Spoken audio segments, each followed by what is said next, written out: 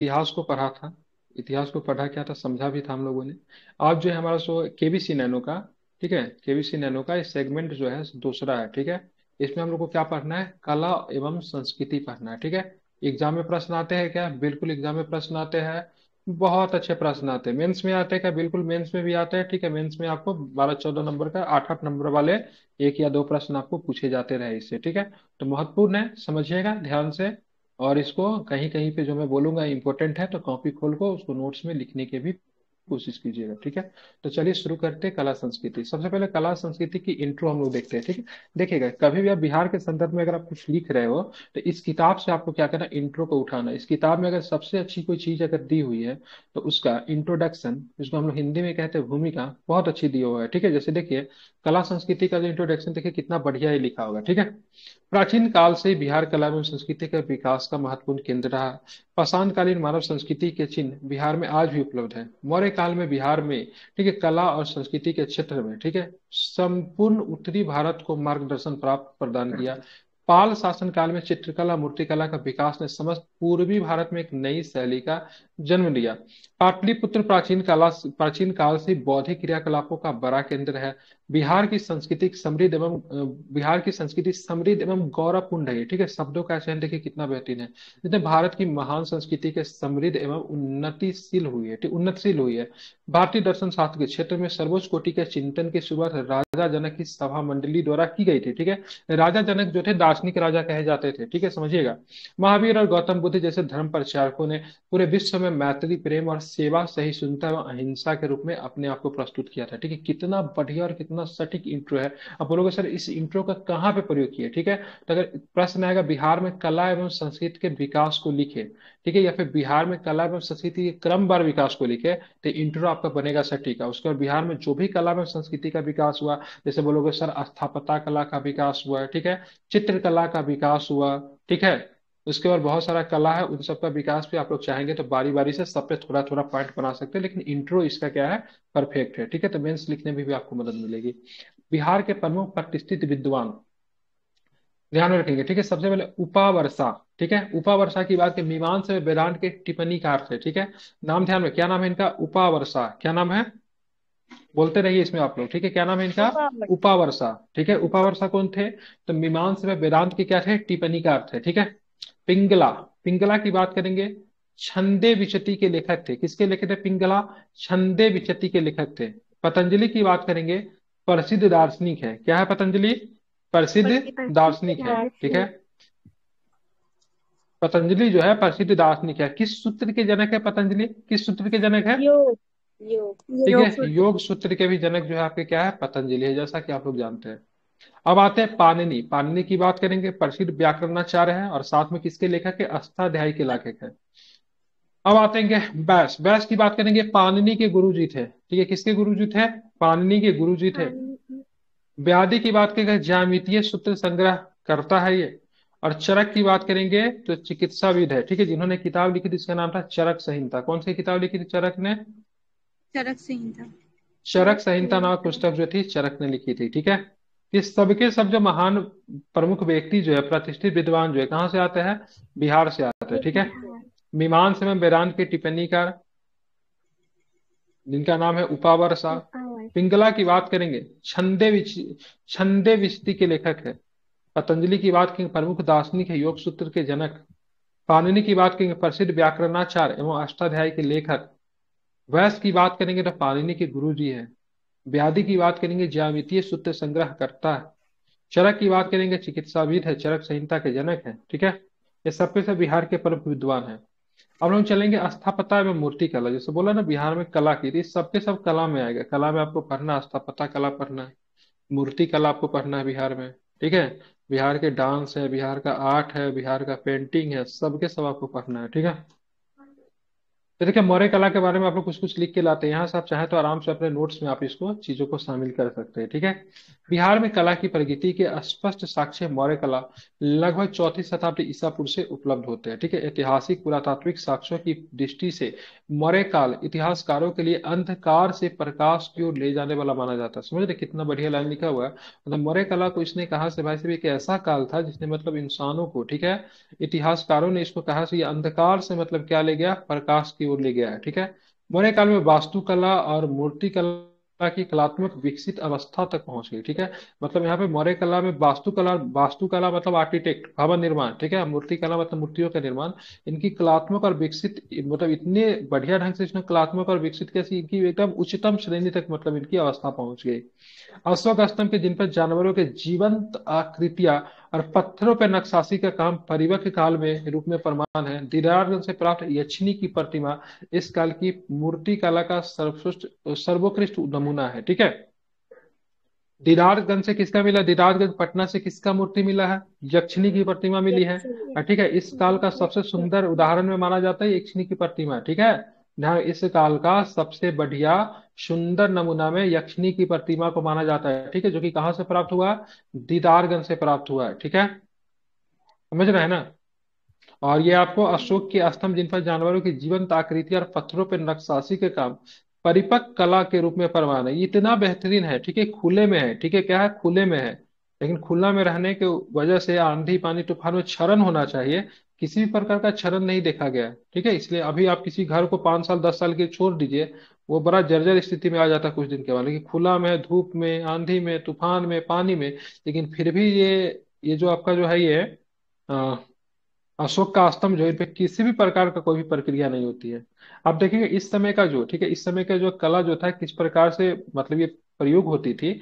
तो मौर्य काल में पत्थर पर पॉलिश करके उसे चिकना बनाया जाता था। क्या करते थे, पत्थर पे पॉलिश करते थे और उसका क्या करते थे, चिकना बनाते थे। पत्थर पे इस प्रकार की शीशे जैसी चमक दूसरे किसी काल में देखने को नहीं मिलती है, ठीक है। ये पत्थर पे जो चमक जो करके जो उसको बहुत बढ़िया बनाएगा, चिकना बनाएगा, ठीक है। इस शीशे जैसी चमक जो थी किसी दूसरे काल में आपको नहीं देखने को मिलती है।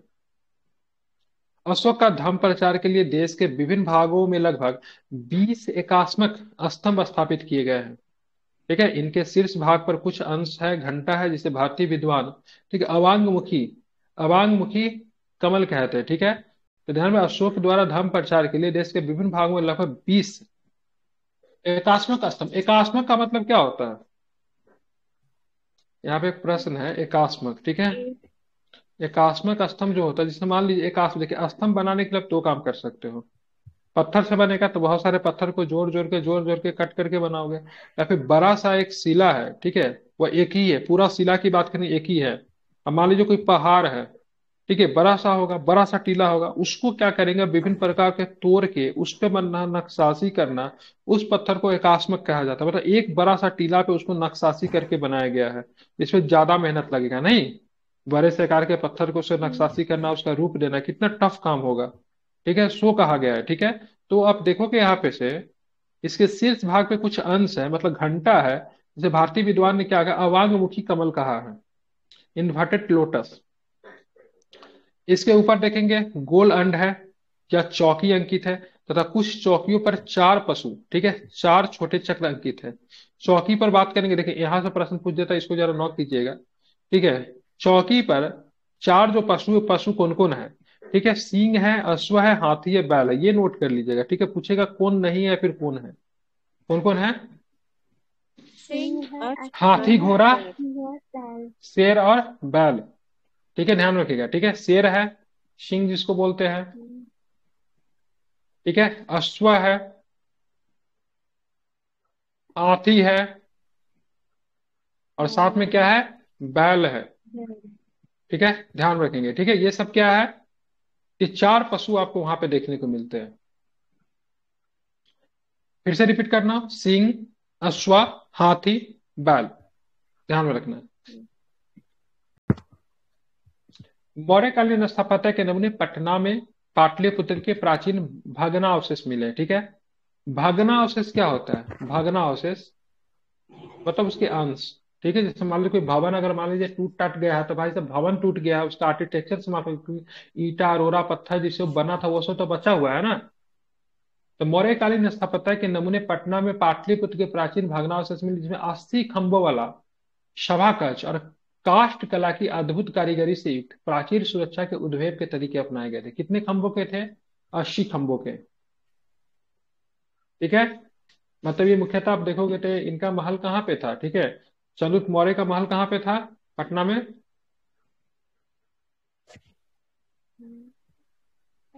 चंद्रगुप्त मौर्य का महल जो था पटना में, जो कि बहुत ही सुंदर महल था, पटना में कहाँ पे था? दीदारगंज। कुम्हरार। कुम्हरार में था, बिल्कुल। कहाँ पे था? कुम्हरार में था। ठीक है, जो कि 80 खंभों वाला था। ठीक है, चलिए। गया के समीप जहानाबाद जिले में अवस्थित बराबर की गुफा, बराबर की पहाड़ी में, ठीक है, प्रस्तर कला के नमूने की प्रमुखता से देखने को मिलते थे। ये भी प्रश्न पूछा, बराबर की पहाड़ी, ठीक है, कहाँ पे मिलेगा? तो बराबर की कहानी आपको बराबर की पहाड़ी जो आपको कहाँ पे, किस जिला में? जहानाबाद जिला में। ठीक है, किस जिला में है? जहानाबाद जिला, जो कि गया के पास में, लेकिन जिला गया नहीं है। ठीक है, अब चलेंगे कुछ हम लोग देखेंगे जो इमारत वगैरह जो बना है, सो कई बार पूछा जाता है। ठीक है, तो एक चीज मैं इसमें ध्यान में रख देता हूँ, जहां भी चर्च लग गया, ठीक है, जहां भी कौन सा लग गया? चर्च लग गया। जहां भी चर्च लगा वहां पे आप लोग मारिएगा सीधे गौथिक शैली। कौन सी शैली? गौथिक शैली। अब और गौथिक शैली क्या होता था? आपने चर्च देखा है क्या? किसी ने इसमें चर्च आप देखा होगा तो देखिएगा, चर्च जो होता है ऊपर से ऐसे करके आता है। ठीक है, ऐसे करके रहता है ना सर, ऊपर की ओर नुकीला रहता है। नुकीला रहता है ना चर्च, देखिएगा ऊपर में खड़ा क्यों रहता है? नुकीला। ठीक है, प्लस का सिंबल एकदम नुकीला रहता है, ऊपर की तरह जा रहा होता है। ठीक है, तो इस शैली का विकास जो था पुर्तगालियों के द्वारा किया गया था। किसके द्वारा किया गया था? पुर्तगालियों के द्वारा इस शैली का विकास किया गया था, गोथिक शैली का। और इस शैली में जो मुख्यतः क्या बनते थे? चर्च बनते थे। क्या बनते थे गोथिक शैली में? मुख्यतः चर्च बनते थे। और इस प्रकार का चर्च जो बना था सबसे पहले गोवा में बना था। कहाँ पे बना था? गोवा में इस प्रकार का चर्च जो था सबसे पहले बना था। ठीक है, जो कि पुर्तगालियों के द्वारा बना था, गोथक शैली का। ठीक है, तो जब ये पुर्तगाली जो थे, पुर्तगाली तो बिहार में भी आए थे। ठीक है, तो इन्होंने भी यहाँ पे क्या किया? गोथिक शैली का विकास किया। और बिहार में जो आपको मिलेगा चर्च, जो कि सबसे पुराना चर्च कौन है बिहार का, बताएंगे कोई? क्या नाम है बिहार का सबसे पुराना चर्च? हवेली। पादरी की हवेली। ठीक है, तो देखिए यहाँ पे मैं आपको एक टिक बता दिया, जहां पर भी चर्च लगेगा वहां पे कौन सा शैली। ठीक है, ध्यान रखिएगा, तो जहां पर भी चर्च लगेगा वहां पे मतलब होगा गोथिक शैली। ठीक है, तो बांकीपुर चर्च की बात करेंगे, पादरी की हवेली की बात करेंगे, दोनों का दोनों किस शैली का बना हुआ है? तो दोनों का दोनों बना हुआ पर गोथिक शैली की बनी हुई है। ठीक है, इसे आप ध्यान में रखें या फिर नोट कर ले। ठीक है, अब आते हैं पटना कलेक्ट्रेट। पटना पटना कलेक्ट्रेट की बात करेंगे या फिर पटना कॉलेज की बात करेंगे, तो हॉलैंड शैली की बनी हुई। ठीक है, ये शुरू में बनी थी, हॉलैंड शैली की बनी। हॉलैंड शैली को कभी कभी डच के नाम से भी जानते हैं। ठीक है, क्या बोलते हैं? हॉलैंड।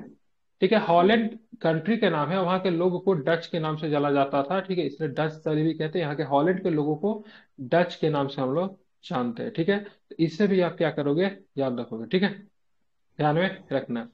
आप देखें राजभवन। ठीक है, राजभवन की बात करेंगे, यूरोपीय शैली की है। मुख्य सचिवालय की बात की, यूरोपीय शैली का है।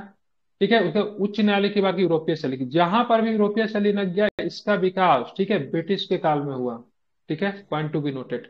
यूरोपीय शैली, राजभवन, मुख्य सचिवालय, उच्च न्यायालय, इस सब किसके काल में बना? ठीक है, ब्रिटिश के काल में बनता है। ठीक है, मतलब ब्रिटिश के द्वारा इसको बनाया गया, तो इस सबके समय यूरोपीय शैली होगा। ठीक है, पटना कॉलेज का निर्माण 1863 में ही हो गया था। कब हो गया था? 1863 में पटना कॉलेज का निर्माण हो गया था। ठीक है, अब आते हैं पटना संग्रहालय। ठीक है, सुल्तान पैलेस।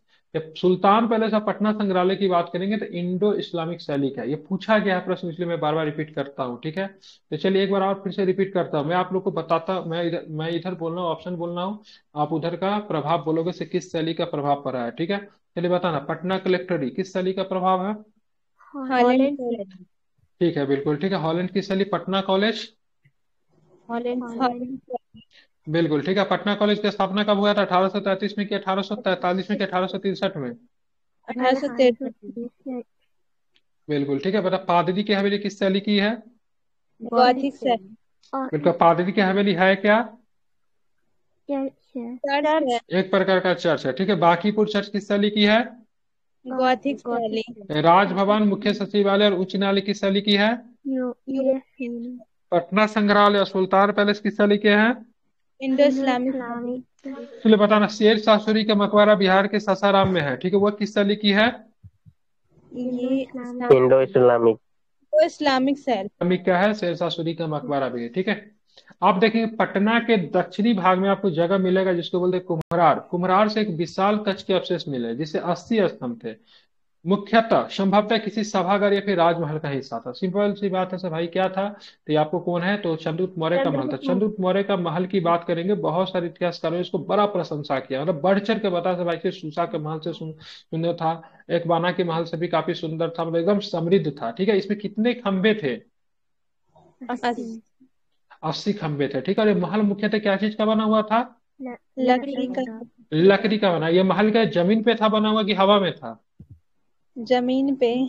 जमीन पे भी नहीं था, हवा पे भी नहीं था, वो पत्थर के ऊपर बनाया हुआ था, ठीक है। मतलब पत्थर जो एकात्म पत्थर जो था ना, उस पे मतलब डिजाइन करके इसको बनाया था, ठीक है। लोहानीपुर पटना से दो नग्न मूर्तियां मिली, संभवतः जैन तीर्थंकर की प्रतिमा रहोगे। पता होना, जैन में दो सेक्ट थे, एक थे दिगंबर थे, एक थे श्वेतांबर थे। दिगंबर वाला वस्त्र नहीं पहनते थे, तो इससे अनुमान लगाया जाता है से लोहानीपुर पटना से दो नग्न पुरुषों की क्या मिली है? मूर्तियां मिली है, जो संभवतः जैन तीर्थंकरों की प्रतिमा रहोगी। इसका निर्माण, ठीक है, इसका निर्माण जैन शैली के, ठीक है, कार्य कायो तसर्ग मुद्रा में हुई थी। ये भी ध्यान में रखिएगा, ठीक है, कायो तसर्ग मुद्रा में निर्माण होता था। अब क्या होता था कायो तसर्ग मुद्रा में, कैसे मैं बताऊँ आपको? पलथी मार के बैठा नहीं जाता, देखे हुए है ना, और हाथ थोड़ा देखिएगा ऐसे करके, जैन मुनि सबको देखे हुए बैठे हुए। योगा करते हुए। वही, हाँ, योगा तो नहीं करते हैं लेकिन थोड़ा सा उसी मोड में होंगे, वो कायो तसर्ग मुद्रा होता है, ठीक है। जैन शैली की काया तसर्ग मुद्रा है, ठीक है। तो नग्न पुरुषों की जो प्रतिमा जो मिली है, मूर्तियां जो मिली है, क्योंकि संभवतः जैन तीर्थंकरों की रहेगी। पटना के किस स्थान से मिला है? हानीपुर। लोहानीपुर। चंद्रगुप्त मौर्य का जो भवन जो संभवतः जो था, कहाँ से मिला है? कुम्हरार। बराबर की पहाड़ी किस जिला में है? जहानाबाद। है चर्च। चर्च चर्च है, है। ठीक है। आप चलते हैं रामपुरवा, ठीक है। देखिए रामपुरवा से प्राप्त पस्तर स्तंभ पर, ठीक है, नटुआ वेल सांड लती मुद्रा में खड़ा है, ठीक है ना। रामपुरवा से किसका मिला? सांड की प्रतिमा मिला है, ठीक है। देखिए पस्तर स्तंभ पे नटुआ वेल, ठीक है, सांड ललित मुद्रा में क्या है? खड़ा है, ठीक है। अशोक के, ठीक है, अशोक के एकाश्म स्तंभ बिहार के लौरिया नंदनगढ़। लौरिया नंदनगढ़ किस जिला में है? पश्चिमी चंपारण। लौरिया अरेरा किस में है?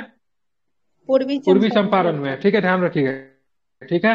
तो लौरिया अरेरत की बात करेंगे, पूर्वी चंपारण में है। लौरिया नंदनगढ़ की बात करेंगे, कहाँ पे? पश्चिमी चंपारण में। सब जगह से अशोक के 81 स्तंभ आपको प्राप्त मिले। रामपुरवा कहाँ पे? रामपुरवा पश्चिम चंपारण। पश्चिमी चंपारण में, ठीक है। बसाड कहाँ पे है?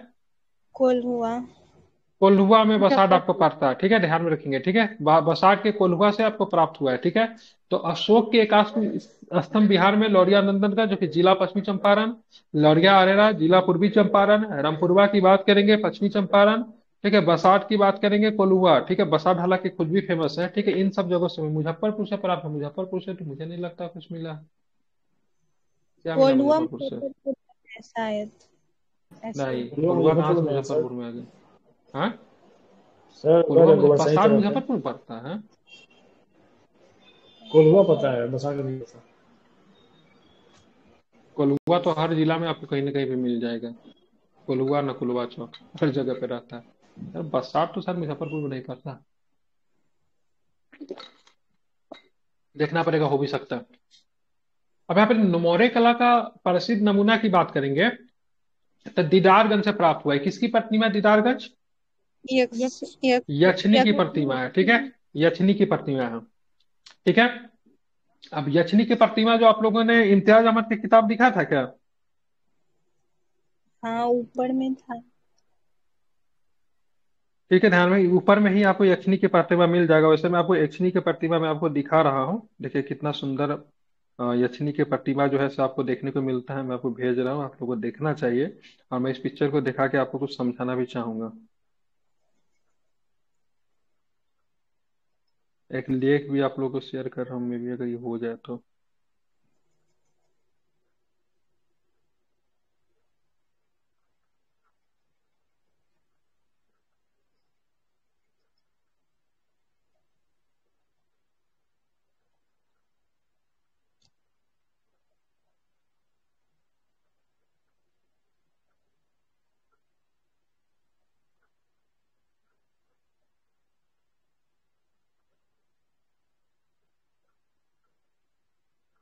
देखिए ग्रुप में गया होगा।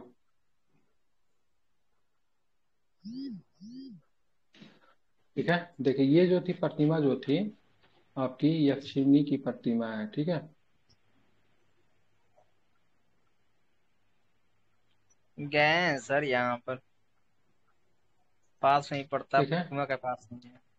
तो ये आपकी यक्षिणी है। ठीक है, इससे देखिएगा इसमें जो सबसे पहली चीज आपको देखना है ना, ठीक है, इसमें आप देखिए काफी अधिक मतलब इसे पत्थर को काफी ब्राइट किया गया है। ठीक है, मतलब देखिए एकदम मतलब इसको नुकीला बनाया गया है। ठीक है, मतलब एकदम इसको मतलब क्या है, पहले पत्थर को घासा जाता था उसके बाद मतलब इसको बनाया जाता था। ठीक है, तो इसका मतलब इस तरह का मतलब स्ट्रक्चर मतलब रहती है यक्षिणी की प्रतिमा का। ठीक है, तो यहाँ पे आप जाएंगे तो यहाँ पे आपको एक लेख भी मिलेगा, इसको खोल के आपको मतलब क्या करना चाहिए, पढ़ना चाहिए। ठीक है, तो मुख्यतः मौर्य मौर्य कालीन में जो भी मतलब प्रतिमा जो बनी ना, उसको पत्थर को एकदम चमकीला बना, इतना मतलब बढ़िया से मतलब पॉलिश किया जाता था जो कि कहीं भी आपको देखने को नहीं मिलती है। ठीक है, तो यक्षिणी की प्रतिमा की बात करें, दीदारगंज में आप जाएंगे तो वहाँ पे म्यूजियम वगैरह है, वहां पर भी आप इसको देख सकते हैं। ठीक है, अवशेष के रूप में बच्चे से गोलाकार स्तंभ पत्थर की एक शिला को काट कर बनाया गया है तथा इनको चमकीली पॉलिश द्वारा चिकना और चमकीला बनाया गया। ठीक है, इसलिए मैंने मूर्ति को आपको दिखाया, देखने को कितना पॉलिश के द्वारा कितना उसको चमकीला और चिकना उसको बनाया गया है।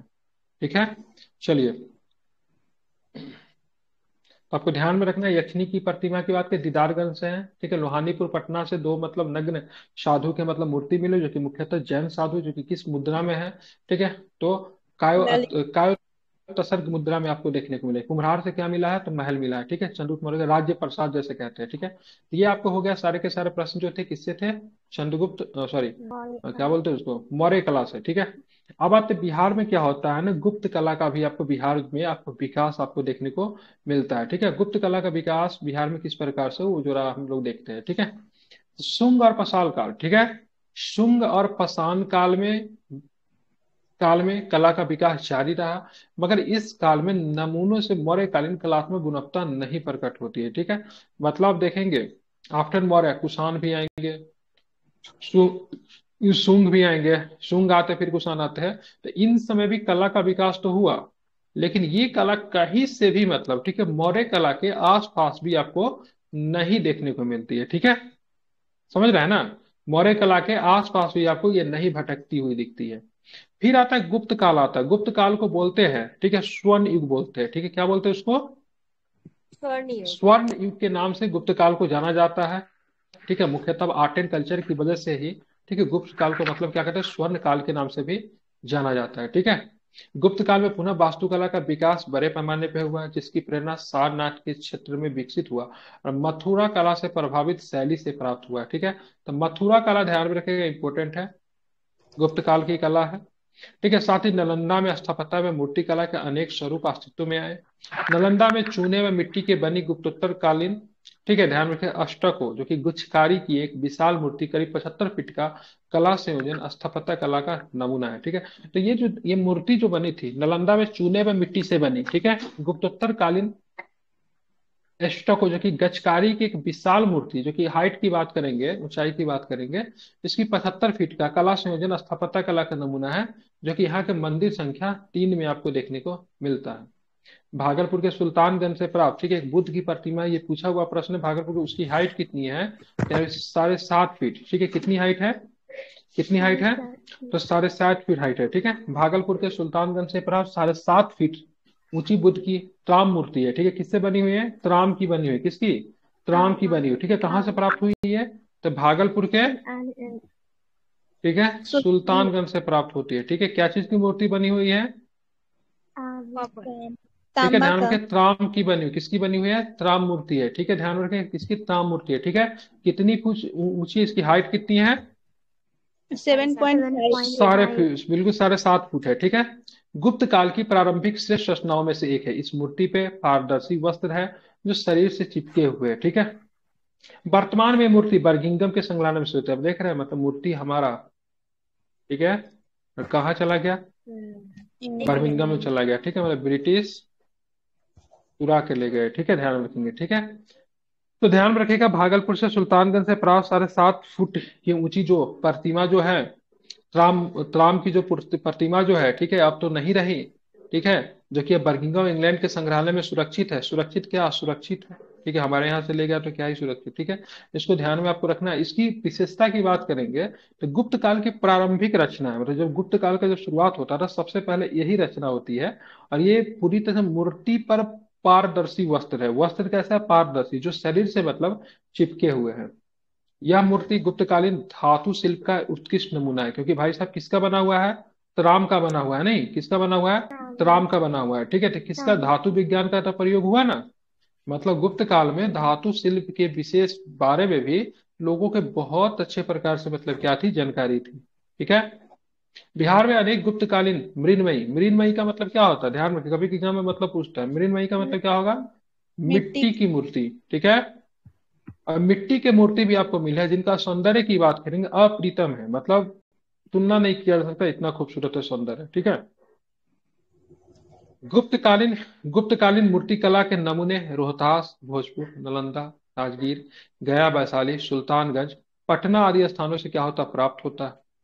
गुप्त काल मथुरा शैली से प्रभावित थी तथा इसमें बौद्ध धर्म की तुलना में हिंदू धर्म का प्रभाव अधिक था, ठीक है, ध्यान में रखिएगा। मथुरा शैली किस किस कला से संबंधित है? मथुरा शैली, मथुरा आर्ट ऑफ, ठीक है, मथुरा स्टाइल, ठीक है, ध्यान रखिएगा। शैली को क्या बोलते हैं? स्टाइल। किससे संबंधित है? गुप्तकालीन ध्यान रखिए, इसमें कौन कौन धर्म की प्रधानता आपको देखने को मिलती है? बौद्ध प्लस हिंदू, ठीक है। बौद्ध हिंदू कौन कौन है मथुरा वाला में? कौन कौन है? बौद्ध प्लस हिंदू बौद्ध प्लस हिंदू, ठीक है। ये सब पूछता है इसलिए महत्वपूर्ण है ये, ठीक है। लेकिन इनमें से भी किसकी प्रभाव अधिक देखने को मिलती है? बौद्ध का या फिर हिंदू का? हिंदू का ध्यान में, हिंदू का, ठीक है। गुप्तकालीन मंदिरों के प्रमुख में नालंदा का विशाल मंदिर है, बोध गया का ईंटों से निर्मित मंदिर, ठीक है, ध्यान में रखिएगा। ये गुप्त काल में ना ईंट से निर्मित मंदिर बनाए जाते थे। जैसे देवगढ़ उत्तर प्रदेश, देवगढ़ एक जगह है उत्तर प्रदेश में, वहां पे गांव है भितरवा गांव में, जो विष्णु जी की मंदिर जो है वो मंदिर भी आपको ईंट से बनाई गई है, ठीक है। तो यहाँ पे ध्यान में रखिए, गुप्तकालीन मंदिरों में प्रमुख नालंदा का विशाल मंदिर, बोध गया का ईंटों से निर्मित महाबोधि मंदिर, ठीक है, बोध गया में ईंटों से निर्मित महाबोधि मंदिर, मंडलेश्वर का मंदिर जिसे मुंडेश्वरी मंदिर भी कहा जाता है, ठीक है, जो कैमूर भगवा जिले में है, ठीक है। अभी भी पूजा होती है, माता मुंडेश्वरी की पूजा कैमूर भगवा जिले में होती है। आप लोगों ने गया है क्या कोई भी आदमी? तो मंडलेश्वर का मंदिर है जिसे मुंडेश्वरी मंदिर के नाम से भी जाना जाता है। कहाँ पे मिलेगा? कैमूर, जो कि भभुआ में मिलेगा आपको। पौरा नामक स्थान पे पहाड़ी पे स्थित है। तो ये प्रश्न है, मुंडेश्वरी माता की मंदिर कहाँ पे है? मुंडेश्वरी कहाँ पे है?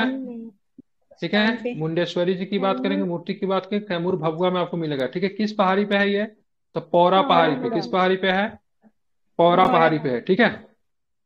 देखिएगा, मुगल स्थापत्य शैली का सबसे सर्वोत्कृष्ट उदाहरण 1670 में निर्मित शाह दौलत का मनेर स्थित मकबरा है, ठीक है। अगर पूछेगा मुगल स्थापत्य कला का भी विकास बिहार में होता है, बहुत सारे मकबरा वगैरह आपको देखने को मिलेंगे, क्योंकि आपको पता होना चाहिए बिहार भी जो था मुगलों के अधीन रहा था, क्योंकि 1580 में बिहार को प्रांत का दर्जा दिया गया था, पता है ना। 1576 में पटना को जीता गया था अकबर के द्वारा, ठीक है। दाऊद खान जो पटना का शासक था उसको बिहार छोड़ने पे विवश किया गया था, और 1580 में बिहार को प्रांत का दर्जा बनाया गया था। तो मुगल स्थापत्य कला का भी विकास आपको बिहार में आपको चरमोत्कर्ष पे होता है, ठीक है। तो उसी क्रम में 1617 में, ठीक है, ये शाह दौलत का मनेर आपको कहाँ पे मिलेगा? यहाँ पे शाह दौलत का मनेर का मकबरा कहाँ पे है? बिहार शरीफ में है ना, ठीक है। तो वहां पे आपको ध्यान में सही बताया ना, बिहार शरीफ शाह दौलत का मकबरा और बिहार शरीफ में ही होगा, ठीक है। तो ये मुगल स्थापत्य कला का सबसे सर्वोत्कृष्ट उदाहरण है, ठीक है। इस मकबरे का निर्माण जहांगीर के शासनकाल में बिहार के प्रांतपति इब्राहिम खां काकर के द्वारा किया गया था, ठीक है। तो शाह दौलत मनेर का मकबरा जो, इसका निर्माण किसने करवाया? इब्राहिम खां काकर के द्वारा। किसके द्वारा? तो इस मकबरे का मुख्य इमारत मुगल कालीन मकबरों के चार बाग शैली है, ठीक है। चार बाग शैली की बात करेंगे, ठीक है, मुगल काल शैली है जिसमें मतलब क्या मकबरा वगैरह बनता था, इसका जन्मदाता बाबर था, ठीक है, चार बाग शैली का, उसी से मिलता जुलता है। और जब यूरोपीय व्यापारी ने भारत में आगमन पे यूरोपीय स्थापत्य शैली से भी मतलब बिहार पे मतलब क्या पड़ा? प्रभाव पड़ा। तो बिहार पे लगभग सारे ही शैली का मतलब क्या होता है? प्रभाव आपको देखने को मिलता है। तो पाल कला नहीं पढ़ाता हूँ, ठीक है, कल हम लोग पढ़ेंगे विट्ठल वगैरह के बारे में पढ़ेंगे, क्योंकि पाल कालीन दोनों के दोनों मूर्तिकार थे। एक विट्ठल था, एक का नाम क्या था विट्ठल के अलावा? ये पढ़ा दो इसको, पाल कला, ठीक है, रहने देते हैं, ठीक है। भीमन और धीमन विट्ठल और विट्ठल नाम था, ठीक है। तो कल के क्लास में कांस्य प्रतिमा मुख्यतः बनती थी, ठीक है, धर्मपाल और देवपाल के साथ यहाँ पे लिखा ही होगा। हाँ, पढ़ाई देता हूँ पाल काल, आपका प्राचीन खत्म हो जाएगा, कल हम लोग मध्यकालीन पढ़ेंगे, ठीक है। अब देखेंगे पाल काल। पाल काल आप देखोगे तो जानते हो बिहार, बंगाल में, ठीक है, ध्यान में रखेंगे, मुख्यतः पूर्वी हिस्सों में मतलब पाल कला का बहुत अधिक आपको असर आपको देखने को मिलेगा, ठीक है। तो पाल युग की बात करेंगे तो 9वीं से 10वीं सदी में काले बैसाल पत्थर और कांसे की मूर्तियों के निर्माण की एक उन्नत शैली का विकास बिहार में हुआ, ठीक है। तो पाल काल में जिस मूर्ति का निर्माण होता था, ठीक है, कांसे की मूर्ति का, तो अब देखोगे तो पहले जो मूर्ति का निर्माण होता पत्थर से करते बहुत मेहनत लगता था, लेकिन अब क्या आ गया, सांचा आ गया। क्या आ गया, सांचा। सांचा बना हुआ था, उसमें मतलब क्या करते थे, डालते थे या फिर निकालते थे, मूर्ति बन के निकल जाता। जैसे अभी आप देखेंगे लक्ष्मी गणेश माता का, लक्ष्मी जी का मूर्ति आपने कभी खरीदा होगा तो देखिएगा वो लोग क्या सांचा से बनाया जाता है, जिसको फरमा बोलते हैं। क्या बोलते हैं, फरमा। मिट्टी उसमें डाला, पेरिस और प्लास्टर से मुख्यतः बनाते हैं, और फरमा से बन के निकल गया। तो यहाँ पे जो सांचा का प्रयोग होता था पाल काल में मूर्ति को बनाने के लिए, ठीक है। तो कांसे की मूर्तियों के निर्माण की एक उन्नत शैली का विकास बिहार में हुआ, जिस प्रकार जिस प्रकार बंगाल में भी देखा जा सकता है। मूर्तियों के शरीर के अगले भाग पर विशेष नक्काशी भी मतलब क्या की जाती थी, ठीक है। कांस्य प्रतिमाओं के निर्माण इस शैली का विकास का निर्णायक योगदान किनका था, इनका था धीमन। बिथपाल और धीमन का। नालंदा के निवासी, ठीक है, नालंदा के निवासी और 9वीं शताब्दी के दो महान पाल शासक, ठीक है, धर्मपाल और देवपाल के समकालीन थे, ठीक है। किसके समकालीन थे, धर्मपाल और बताइए। देवपाल। बिल्कुल ठीक है, ध्यान में रखेंगे, ठीक है।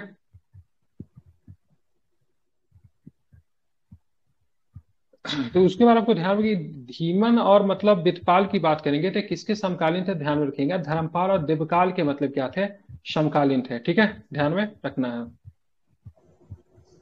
फिर से रिपीट कीजिए। धीमन और देवपाल, धर्मपाल और देवपाल के समकालीन। बिल्कुल ठीक है, ये ध्यान में रखना है, ठीक है।